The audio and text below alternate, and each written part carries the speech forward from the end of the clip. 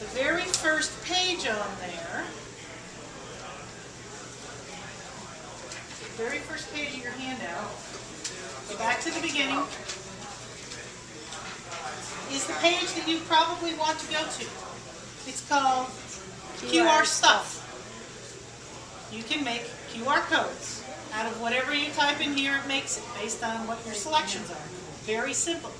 You can then print them out. How is QR Stuff making money? If they're letting you make your own QR code and you can put it on anything you want. Right below, how about putting it on a t-shirt? Yeah. How about putting it on a hat? With that. I'm going to tell you the most interesting place I ever saw was in a very high-end restaurant in New York City. That in the center of the plate was a chocolate QR code. It was edible. All right? It was edible. Yes. Well, yes, you want to know what that says. And what they were doing is when they would ask, would you care for anything? You said, no, thank you. I don't want anything. Would you want nothing? And it would say, we're sorry that you missed out on a dessert. This is nothing for now, but come back and we'll make sure that there's something you like. And they could show pictures of the desserts they could have had. Okay? Ooh. But what I want you to do is I want you to think outside the box about QR codes. QR codes are being used by doctors. They're being used by lawyers. They're being used by hospitals themselves. You can have a QR code that it could check you into something. Okay? When you arrive, you know how that patient form, you could have something up on your storefront that would you check in and you're already announced in. Why do I have to go sign in? I'm here. What's going to happen though is you'll see these phones all have near field communication. There's something in the door jamb. When you walk in, it will automatically know you're there. That's why, this is something you need to know, Google no longer puts QR codes in for Google Places. They took it away. Google Places was the first place that QR codes were promoted. Google thought it was going to be a good idea. When they saw near-field communication, they said, what do I need that thing? You have to pull your phone out. It's going to recognize you when you walk through the door. That's less hassle and it's automatic. As long as you got your phone on, I'm good. Well, you could always turn your phone off, take the battery out, or turn off all the radio communications on it so that it wouldn't auto-check-in.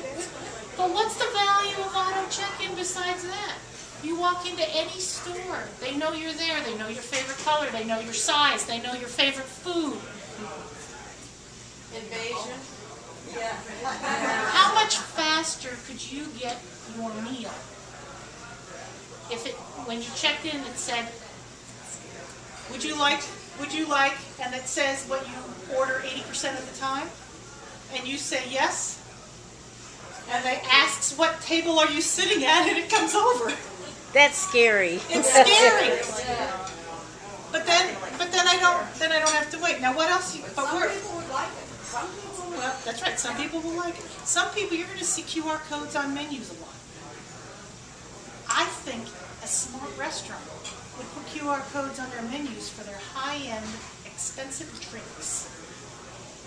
You know, those foofy hurricanes and stuff that are like 10, 12, 15 bucks pop. Or that big margarita that they're pushing. Because there's a lot of profit in that. Right? And when you scan that, you get $3 off that margarita. Order it that way. Why am I more likely to buy it? I'm getting something back, not just a headache later. Right? So, let's go around the room and think about places that we can put QR codes. Where are we going to put a QR code? For you. I'm hoping you're good. Well, I was going to do a YouTube video on my car and like that. And how about on a brochure? This brochure has no QR code. So you look at it and you toss it. There's nothing to do. Good to your office, Christine. In fact, did you ever get your Google Play to your office? Like to your Google Maps. It would show Google Maps and how to get to your office. Yeah, directions to your office.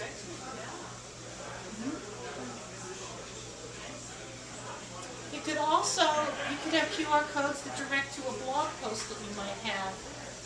That, you know, once a month you write something about how to avoid probate. Or your radio series. Right. That's another one. Stopping arguments in families. I mean, she can have tons of topics that all relate around what she does for a living and still give something valuable that might not even be legal advice, per se. Because you have to be careful about legal advice publicly. And put it on my cards, right? Or on your flyers. Or on your flyers. Anything that's in print. What if somebody walked up to your door and you were closed that day? Could you have a sign in the window that says something, we're sorry we missed you. Here is, and maybe it's a Well, that's a discount for cool them to come idea. back so you don't lose the business. That's a good idea. Maybe it's a link to the phone number if it's an emergency. If you've just lost somebody, or you know they're about to go, you know they're very ill. They might go into a coma. We need something signed. Blah blah blah. I need a piece of paper to sign. Emergency thing. Contacts. Okay, let's move down. So with my business, on the business card, I could have a QR code